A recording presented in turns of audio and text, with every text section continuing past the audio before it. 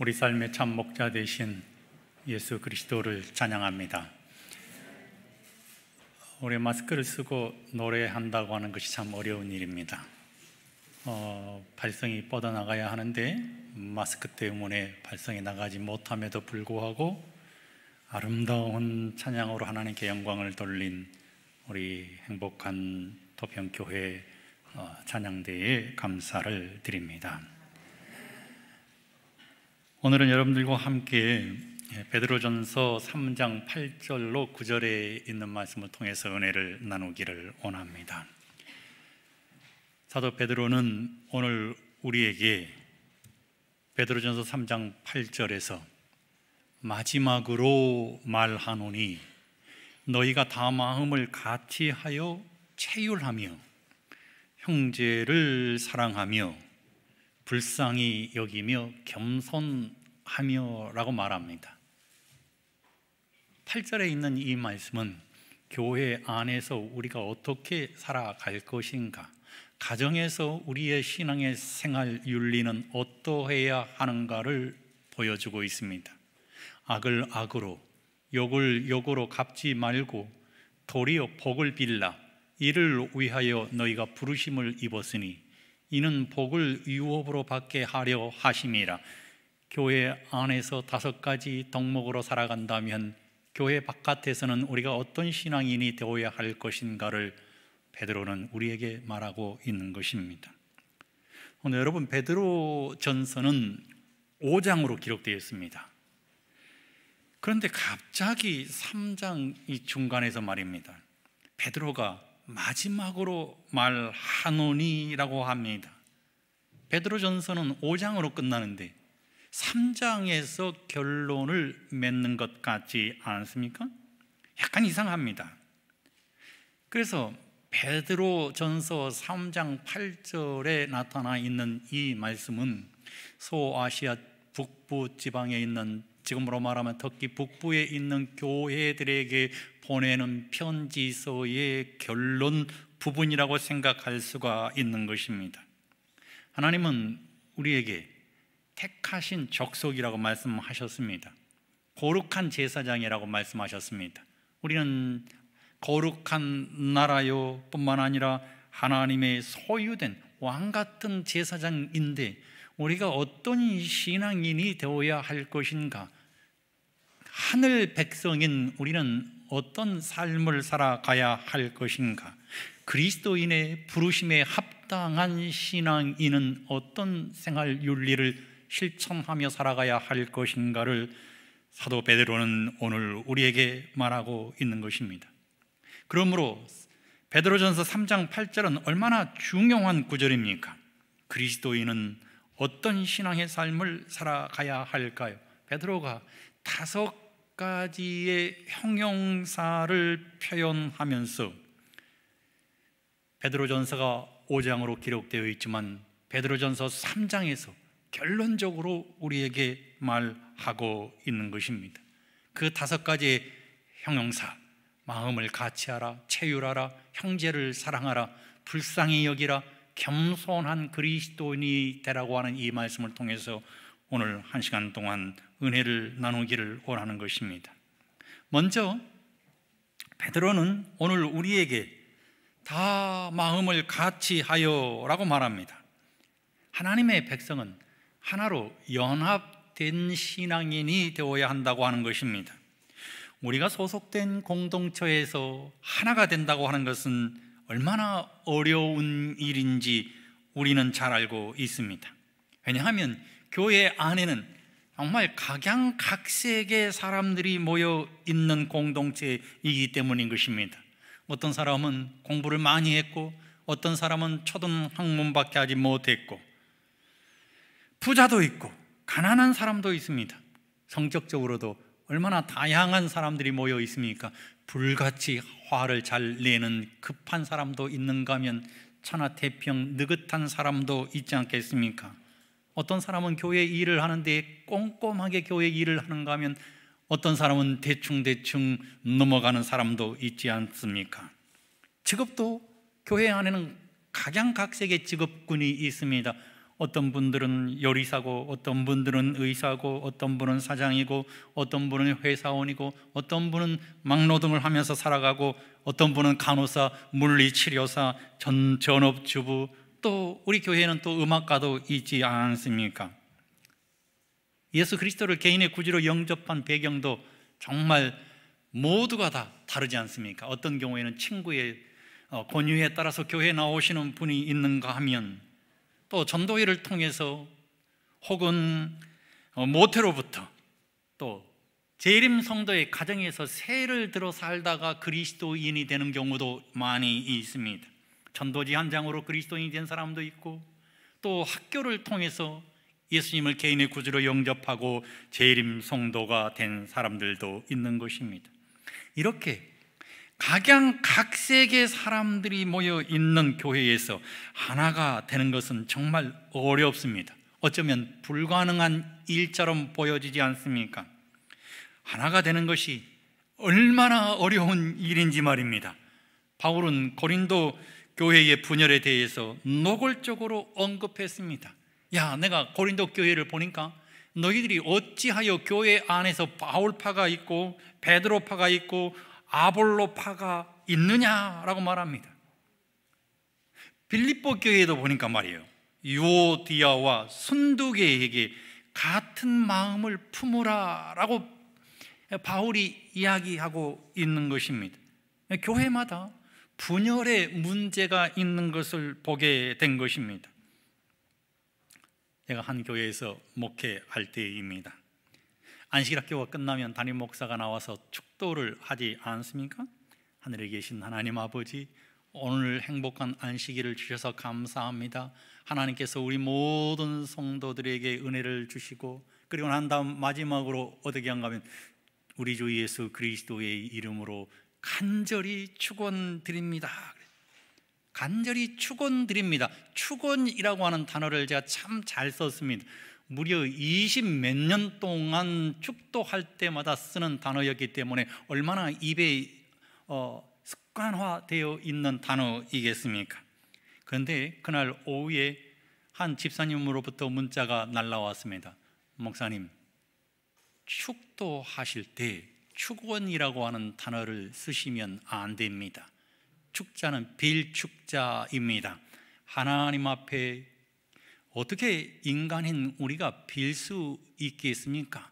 그러니 절대로 축원합니다라는 단어를 쓰지 마십시오. 그래서 제가 성경을 찾아봤습니다. 또 언어적으로도 봤습니다. 전혀 문제가 없었습니다. 그리고 그 다음 안식일의 습관처럼 축원드립니다 이렇게 했습니다. 근데 이 집사님이요, 자리를 박차고 나가셨어요. 그리고 저에게 면담을 요청하셨습니다. 목사님, 저는 축이라고 하는 단어가 나오면 도저히 예배를 드릴 수가 없습니다. 저 좀 도와주세요. 그래. 제가 예배 드릴 수 있도록 도와주세요. 알겠습니다. 한 영혼이 축복이란 단어 때문에 예배를 못 드리겠다는데 어떻게 합니까? 그래서 제가 안식일 날 아침에 기도를 연습합니다. 축자를 안 쓰려고 그렇게 노력을 하는데도 어느 안식일에 기도하는데 예수 그리스도의 이름으로 간절히 축원드립니다, 그 말이 생각났어요. 내가 실수를 했다고 하는 것이 생각난 것입니다. 그래서 제가 어떻게 했는가 하면 축원이 아니고 복을 주십시오 라고 제가 온 성도들이 있는 곳에서 기도를 드렸습니다. 다행히 그 집사님이 자리를 박차고 안 나갔습니다. 성도 여러분, 하나님의 은혜로 그 교회는 정말 많은 성장을 이루었습니다. 마음을 같이 하는 것입니다. 그러면 우리가 어떻게 하면 다 마음을 같이 할 수 있겠습니까? 저는 오직 예수라고 생각이 들어갑니다. 교회를 하나로 연합하게 하는 것은 목사가 아닙니다. 장로가 아닙니다. 집사가 아닙니다. 성도가 아닌 것입니다. 교회를 다 같이 하나 되게 할 수 있는 유일한 길은 예수 그리스도인 것입니다. 다 같이 그리스도 예수 안에서 마음이 하나 될 때 교회는 폭발적으로 성장할 수밖에 없는 것입니다.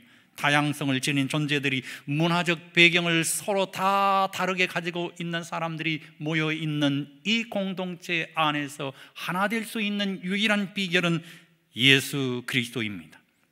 성경은 세 분의 하나님을 한 하나님이라고 표현합니다.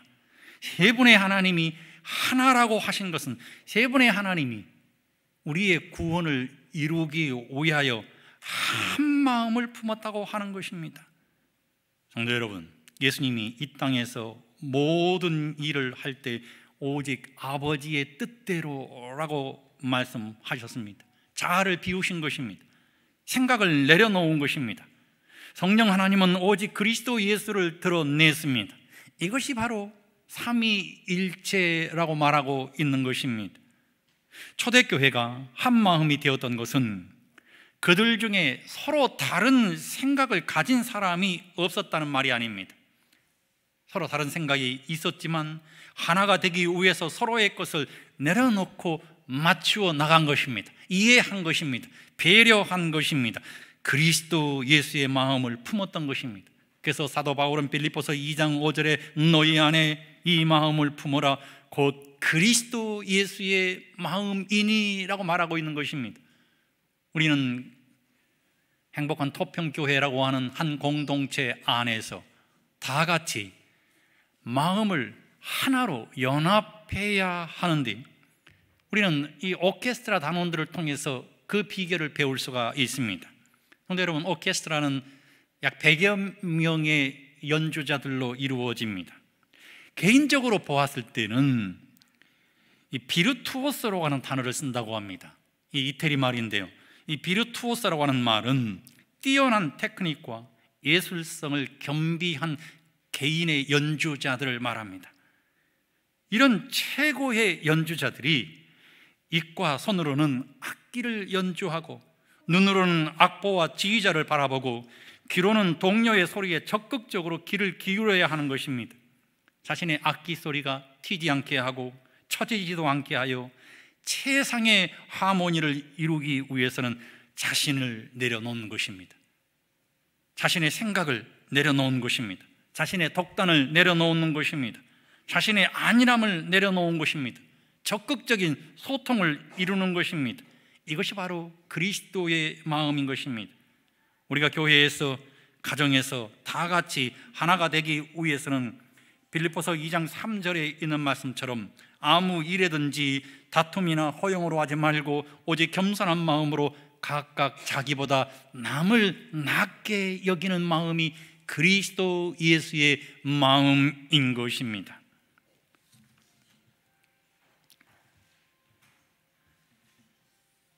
엘렌 화이트는 오늘 우리에게 이렇게 얘기합니다. 가족들과 교회에서 일어나는 분열과 불화의 원인은 곧 그리스도께로부터 분리되는 데 있다. 그리스도께로 가까이 가게 되면 피차에 가까워진다. 교회 내에서와 가정 내에서 참된 연합의 비결은 그리스도와의 연합에 있다. 그리스도인 생애도 이와 같다. 우리가 그리스도께 가까이 가면 갈수록 피차 간에 더욱더 가까워진다. 하나님께서는 당신의 백성들이 일치된 행동으로 연합할 때 영광을 받으신다. 그러므로 성도 여러분, 그리스도 예수에게 가까이 나아가십시다. 그리스도 예수의 마음을 품어서 다 같이 하나의 마음을 가집시다. 내가 속한 공동체에서, 내가 속한 이 가정에서 최고의 신실한 그리스도인이 되셔서 한 생각으로 다 같이 마음을 같이하여 하나님 앞에 영광을 돌리시는 주님의 귀한 성도들이 되시기를 주의 이름으로 간절히 소망합니다. 그렇다면 우리가 다 같이 마음을 합할 수 있는 비결이 무엇일까요? 사도 베드로는 체휼하는 신앙인이 되라고 말합니다. 체휼 말입니다. 체휼이라는 단어는 상당히 어려운 이 한문인데 말입니다. 체휼이라고 하는 단어는 동정하는 마음입니다. 이 동정이라고 하는 이 단어는 말입니다, 함께라는 뜻의 어원을 가진 컴과 그리고 감정이라는 헬라어 파토스의 파생어입니다. 그래서 동정은 느낌을 나누는 것입니다. 감정을 나누는 것이죠. 그런데 체휼은 헬라어로 심파세오인데 말입니다. 이것은 어떤 의미를 가지고 있는가 하면 이 쉼은 말입니다, 함께 같이라는 의미를 가지고 있고, 그 다음에 이 파세오는 어떤 의미인가 하면 불쌍한 자와 하나가 되는 것, 그것을 의미합니다. 동정하는 것을 의미하는 것입니다. 그러므로 이 동정이라고 하는 이 말은 느낌을 나누는 것뿐이지만 체휼이라고 하는 이 단어는 상대방의 입장과 같아지는 것입니다. 그리고 그 어려움을 나의 것으로 동일시할 뿐만 아니라 그 어려움을 떠안는 것을 의미하는 것입니다. 그렇다면 이 말씀의 진정한 의미는 무엇인가 하면 말입니다, 배고픈 자식을 먹이기 위해서 이 엄마의 사랑이 말입니다, 자신은 굶주리면서 자식에게는 나누어주는 사랑, 자식을 배불리 먹이는 사랑, 그 사랑이 어떤 사랑인가 하면 바로 체휼하는 사랑인 것입니다. 체휼의 또 하나의 영어 번역은 이 understand입니다. 이해하다라고 하는 의미입니다. 이 understand라고 하는 이 단어도 이 합성어인데 아래에 서다, 자리 잡다라는 이 두 단어가 하나가 된 것입니다. 그렇다면 이 말을 다른 말로 표현해 본다면 각각 자기보다 남을 낮게 여기고 내가 낮아져야만 남을 이해할 수 있는 것입니다. 그리스도 예수의 동정인 것입니다. 예수님은 히브리서 4장 15절에 이렇게 우리에게 다가오셨습니다. 우리에게 있는 대제사장은 우리의 연약함을 체휼하지 아니하는 자가 아니요 모든 일에 우리와 한결같이 시험을 받은 자로되 죄는 없으시니라 라고 기록했습니다. 모든 일은 무엇을 의미할까요? 모든 삶의 영역을 의미하는 것입니다. 내가 겪는 모든 경험을 그리스도 예수께서 다 겪으셨다고 하는 것입니다. 예수님은 성육신 하신 후 30년의 기다림의 삶을 사셨습니다. 30년의 기다림의 삶이 끝나자 이 말구이의 이 어린이가 말이에요, 성년이 되어서 사람의 몸을 입고 세상으로 나가 사람들을 체휼하십니다. 이때 예수 그리스도의 모습을 이사야 53장 2절은 그는 주 앞에서 자라나기를 연한 순 같고 마른 땅에서 나온 뿌리 같아서 고운 모양도 없고 풍채도 없은즉 우리가 보기에 흠모할 만한 아름다운 것이 없도다 라고 기록했습니다. 우리를 체휼하시는 하나님 예수 그리스도는 우리와 똑같은 모습으로 살아가신 것입니다. 성도 여러분, 그 예수 그리스도께서 침례로부터 사역을 시작하십니다. 예수님은 물속에 들어가셨습니다. 그 물속에 잠기셨습니다. 그리고는 죄에 대한 심판이 있음을 물속에 잠기심으로 우리에게 말했습니다. 체휼하신 것입니다. 죽음인 것입니다. 그리고 무덤 같은 물속에서 일어나 믿는 자의 부활을 예고하셨습니다. 세상을 구원하실 그리스도 예수의 모습을 물속에서 올라오시는 예수님의 놀라운 체휼하신 사랑을 통해서 우리는 보게 된 것입니다. 생명을 얻는 자가 된 것입니다. 그리고 예수님은 우리처럼 사셨습니다. 우리처럼 먹고 마시고 생각하시고 슬퍼하시고 기뻐하시는 삶을 살아내셨습니다. 우리처럼 감사하셨습니다. 우리처럼 기뻐하셨습니다. 우리처럼 행복해 하셨습니다. 그래서 예수님이 내 안에 거한다고 하는 이 말씀은 그리스도 예수께서 내게 있어서 얼마나 친밀한 존재인가를 의미하는 것입니다. 오늘 예수님께서 친밀하신 분으로 우리 모든 성도들의 가슴 속에 내재하게 되시기를 주의 이름으로 간절히 소망합니다. 이런 예수님이 우리에게 체휼하신 사랑으로 다가오셨어요.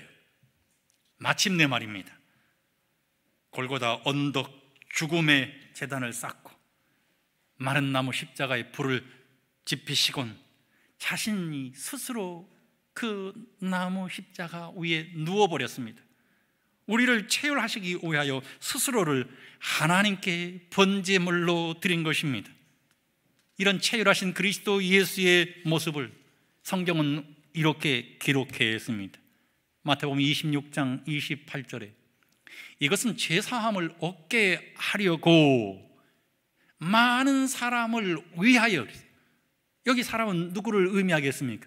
우리를 의미하지 않겠습니까? 흘리는 바 나의 피 곧 언약의 피니라 라고 기록했습니다. 고린도후서 5장 15절은 저가 모든 사람을 대신하여 오직 저희를 대신하여 죽었다가 다시 사신 자를 위하여 살게 하려 함이라. 그리스도 예수의 삶을 살아내게 하시기 위해서 모든 사람을 대신하여 그리스도 예수께서 십자가에 달리셨다고 한 것입니다. 그리고 3일 만에 부활하시고 승천하시고 우리가 경험한 모든 것을 경험하신 최율하신 사랑으로 우리를 하늘에 앉히기 위해서 말입니다. 하늘 지성소에서 우리를 위하여 중보하고 계시는 것입니다. 하늘의 대제사장이 되셔서 내 피 내 피 하시면서 우리를 위하여 기도하시는 예수 그리스도는 최율하신 사랑이 얼마나 놀라운 사랑인가를 우리에게 보여주고 있는 것입니다. 우리를 영원한 하늘 보좌로 인도하시기 위해서 지금도 예수 그리스도의 보혈의 피를 아버지 하나님 앞에 내보이시면서 중보하시는 그리스도 예수의 사랑이 이 땅을 살아가는 우리 모든 성도들이 가져야 할 사랑 아니겠습니까? 성도 여러분, 교회에서 체휼하신 사랑으로 성도들에게 다가가게 되시기를 주의 이름으로 소망합니다. 우리의 가정에서 체휼하는 사랑으로 남편을 사랑하고 아내를 사랑하고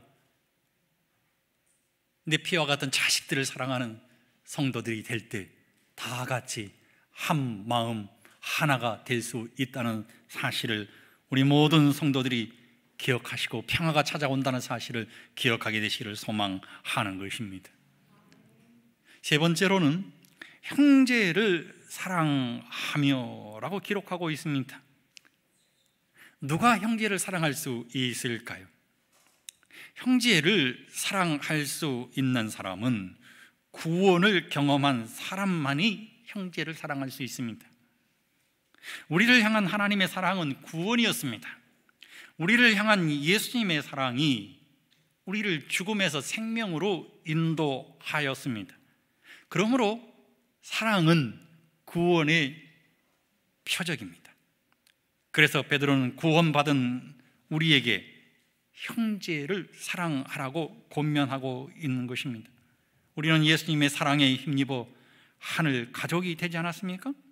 그러므로 우리는 하늘 가족으로서 이 땅을 살아내야 하는데, 가족이 되었으니 서로 사랑하는 것이 마땅한 것입니다.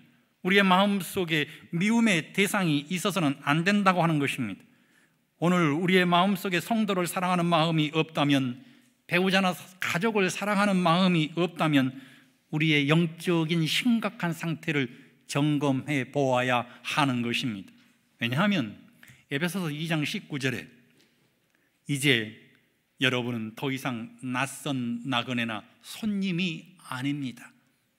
이제는 하나님의 거룩한 백성으로 하늘의 시민이요 가족입니다 라고 아가페 시온 성경에서 기록했기 때문인 것입니다. 우리는 하나님의 거룩한 백성입니다. 하늘의 시민입니다. 그리고 우리는 그리스도 예수 안에서 다 한 가족이 된 것입니다. 그러니 우리가 어떤 사람이 되어야 할 것인가? 로마서 12장 10절에 있는 말씀처럼 형제를 사랑하여 서로 우애하고 존경하기를 서로 먼저 하며. 사도 요한의 별명은 천둥의 아들입니다. 그러니 그 얼마나 불같은 성격의 소유자이겠습니까? 그의 별칭이 천둥의 아들이었다고 하는 것은 그의 별칭을 통해서 그의 성격을 알 수가 있는 것입니다. 그런데 요한이 하나님의 사랑을 깨닫고는 말입니다. 그는 사랑의 사도가 됩니다. 요한이 이 나이 많아 걸을 수 없게 되었을 때 그의 설교를 듣기 위해서 성도들이 그를 안고 설교 단상에 앉혀놓으면, 성도 여러분, 사도 요한이 무려 이 요한 1서에만 이 서로 사랑하라, 형제를 사랑하라고 하는 말이 5번이나 기록되어 있는 것처럼 입만 열면 너희는 서로 사랑하라, 사랑하는 것이 그리스도인의 마땅한 의무이다라고 계속해서 설교를 했습니다. 그렇다면 사도 요한은 요한일서 3장 11절에 우리는 서로 사랑할지니 이는 너희가 처음부터 들은 소식이라. 처음부터 구원받은 우리가 들은 복된 소식은 서로 사랑하는 것입니다. 요한일서 3장 14절에 우리는 형제를 사랑함으로 생명으로 들어간 줄을 알거니와라고 기록했습니다. 형제를 사랑하지 않는 사람은 사망에 머물러 있는 사람이라고 하는 것입니다. 요한일서 3장 15절에는 그 형제를 미워하는 자마다 살인하는 자라고 말하고 있습니다. 요한일서 3장 23절은 말입니다. 그의 계명은 이것이니 곧 아들 예수 그리스도의 이름을 믿고 그가 우리에게 주신 계명대로 서로 사랑할 것이라. 예수님께서 우리에게 주신 계명이 무엇이라고요? 그것이 바로 형제를 서로 사랑하는 것이라고 말하고 있는 것입니다. 제가 여러분들에게 그리스도인이 가져야 할 5가지 덕목은 무엇이라고 말씀드렸습니까? 마음을 같이 하는 것이라고 말했습니다. 두 번째 덕목은 무엇이었습니까? 이 5가지 덕목 가운데 말입니다, 가장 중간에 있는 덕목이 무엇인가 하면 형제를 사랑하는 것입니다. 얼마나 중요했으면 이 사랑이라고 하는 이 덕목을 가운데에 두었겠습니까? 우리가 신앙의 삶을 살아가다 보면 말입니다, 내가 분명히 재림 성도임에도 불구하고 말입니다, 내 마음속에 예수님이 계시지 않는 것 같은 경우가 수도 없이 많이 있습니다. 왜 내 마음은 뜨겁지 않지? 나는 왜 성령으로 충만하지 않지? 내 마음속에 예수님이 계시지 않는 것 같은 이유가 무엇일까요? 내 신앙이 뜨겁지 않는 이유가 무엇일까요? 성령이 내재하지 않는 것 같은 이유가 무엇 때문일까요? 내 입술에서 형제 사랑이 없기 때문입니다.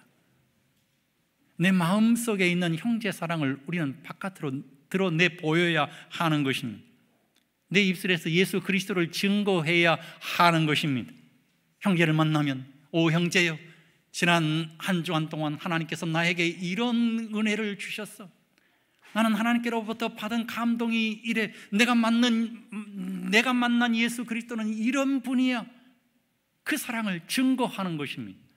그러면 내 마음속에 내재되었던 그리스도 예수께서 내 입술을 통해서 바깥으로 나가면 말입니다, 나는 뜨거운 그리스도인이 될 수 있고 열정적인 그리스도인이 될 수 있고 성령 충만한 그리스도인이 될 수 있다고 하는 것입니다. 우리의 마음속에 내재되어 있는 그리스도 예수의 사랑을 성도 여러분 증거하게 되시기를 소망합니다. 그러면 우리는 형제를 사랑할 수 있는 것입니다. 서로 형제를 사랑하는 것은 예수님의 명령입니다. 형제를 위하여 서로 배려하고 서로 이해하고 서로 용서하고 사랑하는 우리 모든 행복한 성도들이 되시기를 주님의 이름으로 간절히 소망합니다. 네 번째로는 불쌍히 여기는 것입니다. 성경은 불쌍히 여기며라고 말하고 있습니다. 이 불쌍히 여기다라고 하는 이 말은 말입니다, 헬라어로는 이오플랑크논인데 이유는 좋다라는 말이에요. 스플랑크논은 마음입니다. 이것이 합성어 되어서 스플랑크노이입니다. 히포크라스 당시에는 말입니다, 내장이 강한 의미로 쓰였습니다. 왜 내장이 강한 의미로 쓰였을까요? 불쌍히 여긴다는 말이 말이에요. 당시 문화적인 배경에서는 말입니다, 사람의 감정이 내장 속에 있다라고 믿었습니다. 그래서 사람들을 대할 때, 불쌍히 여길 때 내장이 강한 것처럼 여겼다고 하는 것입니다. 이것이 이후에는 인정이 많은 용기 있는 의미로 변화가 되었습니다. 이 내장하기라고 하는 이 말도 여러분 성경에서부터 출발하고 있는 것입니다. 인간의 가장 깊은 감정이나 동정심을 나타내는 언어적인 의미가 불쌍히 여기다라는 의미인 것입니다. 창자가 꼬이고 뒤집혀서 생기는 마음이 불쌍한 마음이고 사랑의 마음인 것입니다. 오늘 여러분, 예수님께서 병자를 고쳐주셨을 때 불쌍히 여기셨다라고 말씀했습니다. 애간장이 타는 마음으로 병자를 고쳐주셨다고 하는 것입니다. 오병이어의 기적을 행하실 때 큰 무리를 보시고 민망히 여기셨습니다. 그들이 굶주리고 있는 모습을 애간장이 타는 모습으로 바라보셨다고 하는 것입니다. 누가복음 15장에서는 말입니다, 탕자가 모든 것을 탕진하고 거지가 되어서 돌아오는 모습을 아버지가 보았습니다. 성경은 측은히 여겼다라고 말합니다. 측은지심인 것입니다. 그 마음이 어떤 마음이에요? 창자가 뒤틀려서 참을 수 없게 된 애간장이 타는 결과인 것입니다. 불쌍한 마음인 것입니다. 사랑의 마음인 것입니다. 성도 여러분, 저는 오늘 우리 사랑하는 행복한 토평교회 성도들이 우리가 소속되어 있는 공동체 안에서 내 사랑하는 가정에서 말입니다, 애간장이 타는 정말 용기 있는, 인정이 많은, 불쌍히 여기는 그리스도인들이 되시기를 주의 이름으로 간절히 축원드리는 것입니다. 마지막 덕목은 겸손입니다. 겸손하며, 그리스도인의 겸손은 말입니다, 세상의 겸손과 구별되는 겸손입니다. 인위적인 겸손이 아닙니다. 내가 예수님 앞에 설 때 예수님의 사랑을 깨닫고 내가 그리스도 예수의 십자가 앞에 섰을 때 내가 얼마나 큰 죄인인가를 깨닫고 나는 얼마나 연약한 존재인가를 깨닫는 것, 그것이 바로 겸손인 것입니다. 그리스도인의 겸손은 내가 십자가 아래서 내가 얼마나 큰 죄인인가를 고백하는 것이 바로 겸손인 것입니다. 예수님의 사랑을 깨달으면, 예수님의 겸손을 배우면 나는 이 세상에서 겸손할 수밖에 없는 것입니다. 제가 한 이야기를 소개해 드리기를 원합니다. 전라북도 이 김제시 금산면에 가면 정말 아름다운 교회가 있습니다. 여러분도 꼭 한번 가보시기 바랍니다. 그 교회가 어떤 교회인가 하면 금산교회입니다. 금산교회. 이 동네에는 큰 부자가 있었습니다. 조덕삼이라고 하는 이 부자가 있었습니다. 그런데 이 동네에 말입니다, 이 테이트라고 하는 선교사가 1890년대 후반에 이 마을에 복음을 전하기 위해서 찾아오게 되었습니다. 우리 교회도 말이에요, 당시 지금의 이 북녘 땅에서 복음이 선포될 때 말이에요, 그 많은 전도단들이 전도를 할 때 그 면에서 또 읍에서 가장 부자가 누구인가를 알아보고 그 교회의 성도들에게 그분들에게 그 집에서 머물 수 있도록 요청을 했다고 합니다.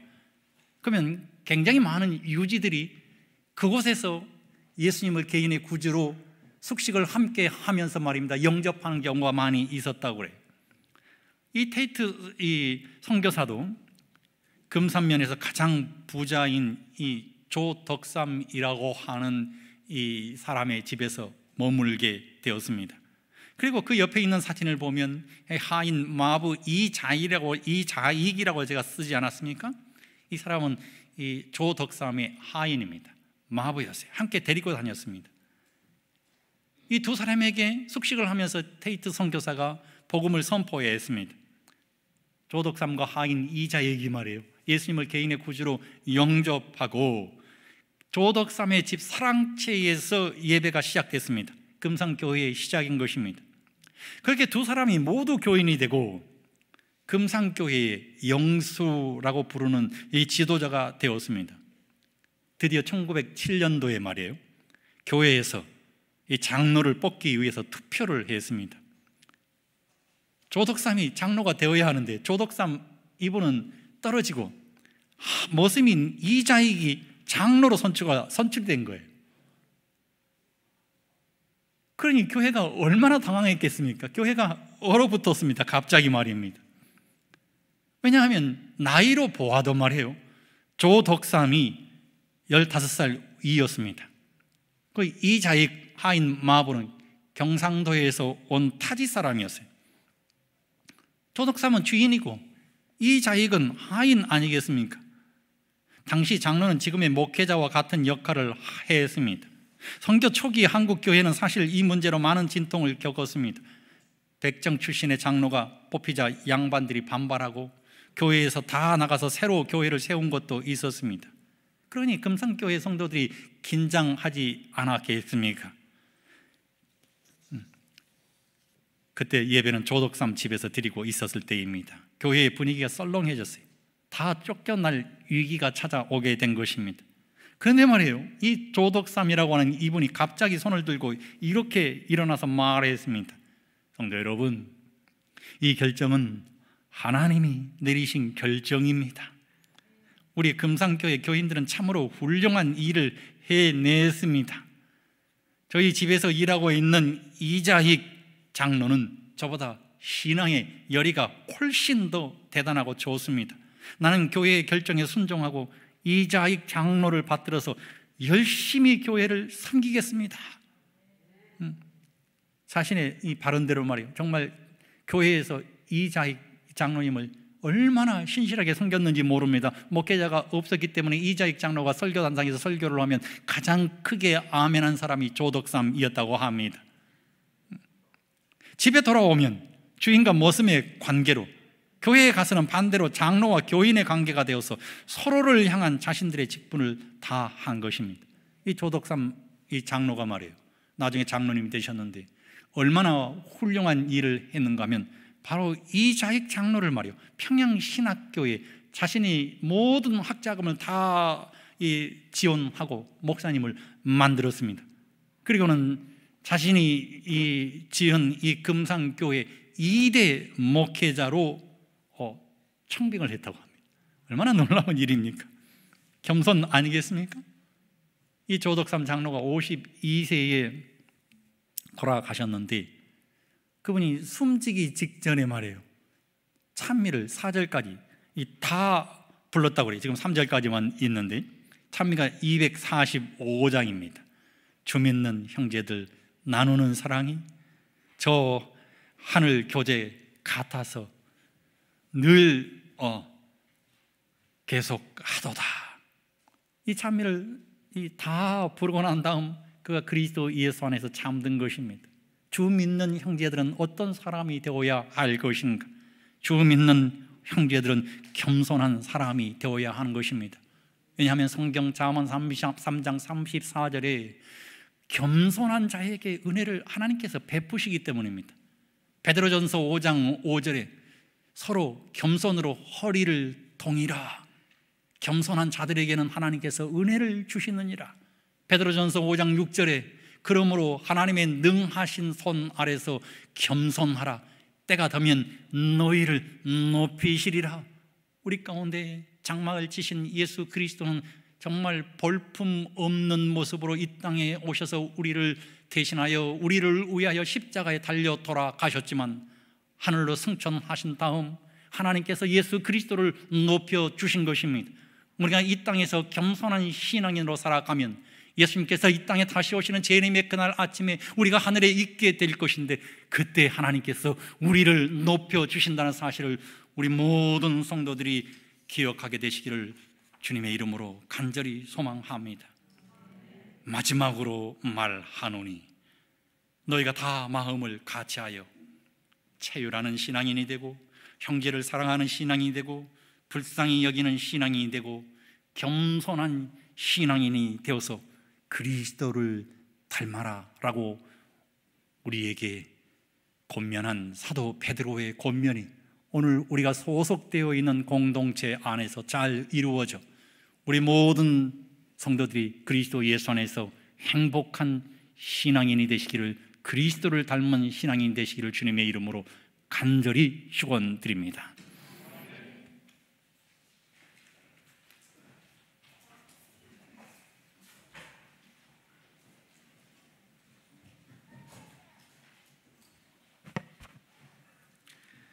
내가 이 세대에서 부한 자들을 명하여 마음을 높이지 말고 정함이 없는 재물에 소망